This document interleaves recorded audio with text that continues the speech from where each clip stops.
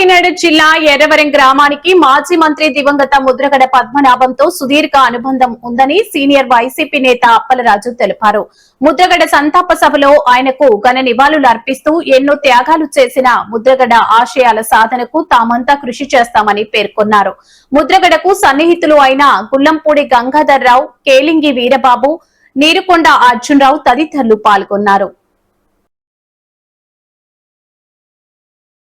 చెప్పండి, ఇక్కడ ముఖ్యంగా కాపు దిగ్గజ నేత కావచ్చు, దివంగత మంత్రి కావచ్చు, ఈ ప్రాంతానికి అనేక విధాలుగా సర్వీస్ అందించిన ముద్రగడ పద్మనాభం మృతి నేపథ్యంలో మీరు ఎలా ఫీల్ అవుతున్నారు?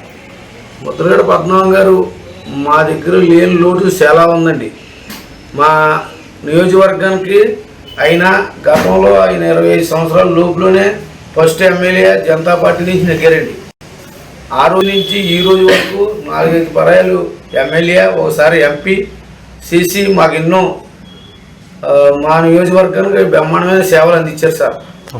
అయినా మాకు ఈ ఎర్రవరం గ్రామంలో గతంలో డీజిల్ ఇంజిన్లు ఉండేయండి బూరుదలకి, అలాంటిది కరెంటు ఆ రోజుల్లో పద్మనాభం గారు ₹1 ఖర్చు అవ్వకుండా తెచ్చిన ఘనత ముద్రగడ పద్మనాభం గారికి దక్కిందండి. అలాగే ఆ కుటుంబం ఎప్పుడు కూడా ఇక్కడ నియోజకవర్గం ప్రజలందరికీ కూడా సక్రమైన సేవలు అందించారండి. అలాగే వాళ్ళ నాన్నగారు 2 పర్యాలు ఎమ్మెల్యేగా ఇండిపెండెంట్గా నెగ్గి ఆయన పత్తిపాడు మండలానికి సుబ్బారెడ్డి సాగర్ అని ఆయన నిర్మాణం చేశారండి. అలాగే ముద్రగడ పద్మనాభం గారు ఏలేరు ప్రాజెక్టు విషయంలో ఏలేరు బాధిత రైతులందరికీ కూడా ఆ ముంపోయిన రైతులందరికీ తగిన పారితోషికం ఏర్పాటు చేయించి వాళ్ళ ఇల్లు కూడా ఈలాసరాన్ని కూడా ఇచ్చారండి. ఈలాసరాన్ని కూడా తలాలు వాళ్ళందరికీ ముంపుడు రైతులందరికీ కూడా ఈలాసరాన్ని ఇళ్ళు ఇవ్వడం జరిగిందండి. అలాంటి దాంట్లో కూడా ఆయన చాలా ఎక్కువ శ్రమతో పనిచేసి ఇక్కడ అందరినీ కూడా ఆదుకున్నారు సార్. అంటే ముఖ్యంగా ఆయన మంత్రిగా చేశారు. అతను మీరు ఆయన ఒక ఎక్సైజ్ శాఖ మంత్రి చేశారండి, ఒక పౌర సరఫరాల శాఖ మంత్రి చేశారండి, ఒకటి రవాణా శాఖ మంత్రి కూడా చేశారండి. ఏ శాఖలో కూడా అందరికీ కూడా ఉద్యోగ అవకాశాలు ఆ రోజుల్లో నిరుద్యోగులందరికీ కూడా ఎక్సైజ్ శాఖలో చాలామందికి ఇచ్చిన ఘనత ఆయనకే దక్కిందండి.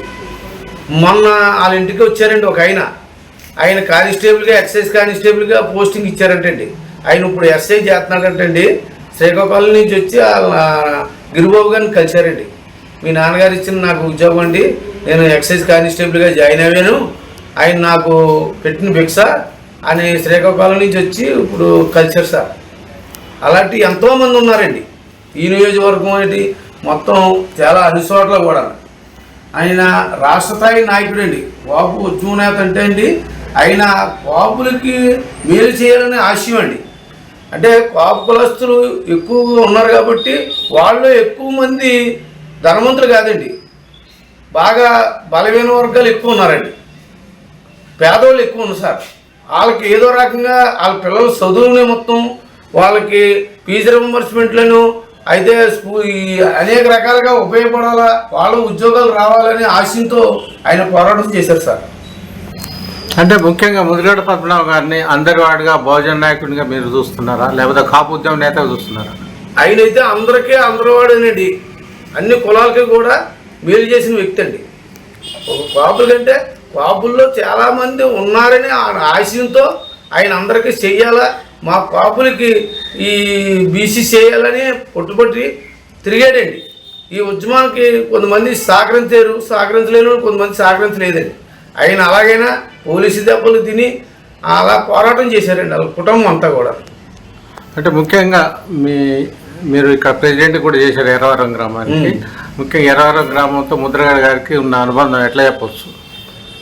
ముద్రగడ పద్మనాభం గారు మేము సర్పంచ్ చేసి ముందే ఆయన పదవులు చేశారండి. ఆయన చేసేప్పుడు మేము ఆయనకు కార్యకర్తగా పనిచేసాం సార్. అప్పుడు మా చిన్నాన్నగారు, మా మామయ్య గారు వీళ్ళందరూ ఆయన వెనకాల తిరిగేవారండి. మేము అప్పుడు పిల్లలు సార్. అప్పుడు మేము మొన్న సర్పంచ్గా వరుకుల సుబ్బారెడ్డి టైంలో మేము ఫస్ట్ టైం సర్పంచ్ అయ్యామండి 2006లో. అప్పుడు రాజశేఖర రెడ్డి గారు సీఎంగా ఉంటుంది. అలాగే మొన్న పర్వత ప్రసాద్ గారు ఎమ్మెల్యే, జగన్మోహన్ రెడ్డి గారు సీఎం అండి. 2021లో మళ్ళీ సర్పంచ్గా ఎన్నికయ్యామండి. అదండి. అయినా ఈ గ్రామానికి ముద్రగడ పద్మనాభం గారు అయితే ఎనలేని సేవలు చేసేస్తారు. మా గ్రామానికి అయితే ఏమీ లోటు చేయలేదండి. మేము ఎప్పుడు వెళ్ళినా ఏ పనైనా వెళ్ళినా మాకు సాయం చేశారండి. అంటే ముఖ్యంగా రాజకీయాల్లో అతను ఒక మొండిఘట్టం అని అంటారు, ప్రభుత్వాన్ని గడగడలాడించాడు అంటారు. అసలు ముఖ్యంగా 1978 బ్యాచ్ వైఎస్ రాజశేఖర రెడ్డి, చంద్రబాబు ఒకేసారి, వీళ్ళంతా ముగ్గురు ఒకేసారి ఎమ్మెల్యే అయిన వాళ్ళిద్దరు అయిన తర్వాత వీరు సీఎం కాలేకపోయారంటారు. మీ అభిప్రాయం ఎట్లా చెప్పొచ్చు? ఆయనకి అంటే ఈయనకి పట్టుదల మనిషి అండి. ఇక్కడ ఈయన ఛానల్స్ లేవు సార్. ఆ రోజుల్లో ఈయన డెవలప్మెంట్ చేయడానికి ఛానల్స్ లేవండి. అంత ఆర్థికత కూడా లేదు. లేక ఈయన ఆ స్థాయికి వెళ్ళకపోయాడండి. అదే ఈయన సీఎం క్యాండిడేట్. ఇవాళ కాపుల్లో చేయాలంటే ముద్రగడ పద్మనాభం గారు ఒకసారి సీఎం చేయాలండి. చేయవలసిన స్థానమే. కానీ చేయకపోవడానికి ఛానల్స్ ఇంప్రూవ్మెంట్ చేయడానికి ఛానల్స్ లేకపోయాయండి ఆ రోజు. ఇప్పుడు చంద్రబాబు నాయుడు గారికి ఉన్నారండి. చంద్రబాబు నాయుడు గారికి కావాల్సిన ఛానల్స్ పనిచేస్తున్నాయి. అలాగే మన జగన్మోహన్ రెడ్డి గారికి ఆయనకి ఛానల్స్ లేకపోయినా ఆయన ఒక ఛానల్ పెట్టుకున్నారు. తోమత ఉంది కాబట్టి పెట్టుకోగలిగారు సార్. ఈయనకి సపోర్టు ఇక్కడ పెద్ద లేక, ఆర్థికమైన సపోర్ట్ లేక ఈయనకి ఛానల్స్ ఉపయోగపడలేదండి. ఉపయోగపడితే ఆ రోజే సీఎం అవ్వాలండి. ఏదో ఒక పర్యం ముఖ్యమంత్రి చేసినండి. కానీ ఆ అవకాశం పోయింది సార్. బాబుల్లో అంత పట్టున్న మనిషి అండి. పట్టుదలకు ముందు నెడతాడండి. అలాంటి వ్యక్తి మనం కోల్పోయి ఆయనకి శ్రద్ధాంజలి ఘటించడం చాలా బాధాకరంగా ఉంది సార్. అంటే ముఖ్యంగా ఆ కుటుంబంతో మీరు వ్యక్తిగతంగా మీ అనుబంధాన్ని మనం ఏ విధంగా విశ్లేషించుకోవచ్చు? ఆ కుటుంబంతో చాలా ఎక్కువ అనుబంధం ఉంది సార్ మాకు. మేము సొంత ఫ్యామిలీ మెంబర్స్ లాగే ఆయన దగ్గరికి వెళ్ళి పక్కన కూర్చుంటాం సార్. ఇప్పుడు వాళ్ళ అబ్బాయి గారు గిరిబాబు గారు కానీ బాలు గారు కానీ మమ్మల్ని బాగా ఆదరించారు సార్. ఆ కుటుంబం వాళ్ళని ఈరోజు మళ్ళీ గిరిబాబు గారిని మేము ఎమ్మెల్యే చేయడానికి సాయశక్తిలో మేము కష్టపడి పనిచేస్తాం. సైనికుల్లా పనిచేస్తాం. ఆయన గెలుపుకి మేము పోరాటం చేస్తాం సార్. అంటే ఒక ముఖ్యమంత్రి పదవి ఇలాంటి వాటికి కూడా ఎత్తుగడలకు దూరంగా ఉండి అలాంటి పదవులను కూడా వదులుకున్న ముద్రగడ పద్మనాభం గురించి వారి ఆశయాలకు ఇంకా ఏం చేస్తే బాగుంటుందని అంటే ఆయన ఆశయాలకి వారి అబ్బాయిని మనం ఎన్నిక చేసుకొని ఆయన్ని ఒక మంత్రిగా చూడాలని మా కోరిక సార్. అంటే ముఖ్యంగా కాపు రిజర్వేషన్ల పునరుద్ధరణ అన్నారు కదా, ముద్రగడ గారు చేసిన పెద్ద ఉద్యమం అదే కదా, దాన్ని మీరు ఎట్లా కొనసాగిస్తారా? ఎట్లా మీ ఆలోచన? అది వారి నిర్ణయం సార్. వాళ్ళు అంటే పిల్లలండి, గిరిబాబు గారు వాళ్ళను చిన్న వయసు, వాళ్ళు కొద్దిగా సీనియారిటీ వస్తేనే కానీ దాని మీద చేయడానికి కొద్ది కష్టంగా ఉంటుంది సార్. ఈయనంటే బాగా తిట్టండి. ఈ చిన్న వయసులో ఎమ్మెల్యే అయిపోవడం, 4-5 సార్లు ఎమ్మెల్యే అవ్వడం, ఎంపీ అవ్వడం, దాని మీద ఆయనకు ఒక పెద్ద మైండ్ సెట్ ఉండేదండి. ఈయన ఇప్పుడు వాళ్ళ అబ్బాయి చిన్న వయసుడండి. ఆయన కూడా ఒకసారి ఎమ్మెల్యే అయ్యాక మంత్రిగా మనం అవకాశం వచ్చి చేస్తారండి. కొద్దిగా నియోజకవర్గాన్ని బాగా అభివృద్ధి పొందాలని నడపగలడు. ఎడ్యుకేషన్ పర్సన్ అండి, మంచి నాలెడ్జ్ ఉంది. అబ్బాయి అయితే చాలా చక్కగా అందరినీ ఆదుకుంటారు, అందరితోని సరదాగా ఉంటారు, చాలా లౌకికంగా ఉంటారు సార్. ముద్రగడ పద్మనాభం గారి వర్ధంతి సందర్భంగా ఆంధ్రప్రదేశ్ రాష్ట్రం కావచ్చు, తెలంగాణ రాష్ట్రం కావచ్చు, 2 రాష్ట్రాల్లో ఉన్న ముద్రగడ గారి అభిమానులకు, కాపు జాతికి కానీ ముఖ్యంగా SC/ST బీసీలకు కానీ మీరు ఏం చెప్పదలుచుకున్నారు? ఆయన ఇప్పుడు ఈరోజు ఆయన SC/STలకి అందరికీ కూడా సమానుడేనండి. ఒక కాపులకే న్యాయం చేయాలనే సంకల్పం కదండి. ఆయన పేదోళ్ళు అన్ని కులాల్లో ఉన్నారు సార్. వాళ్ళందరినీ కూడా ఆదుకోవాలనే ఆశయంతో ముందుకు నడిచాడండి.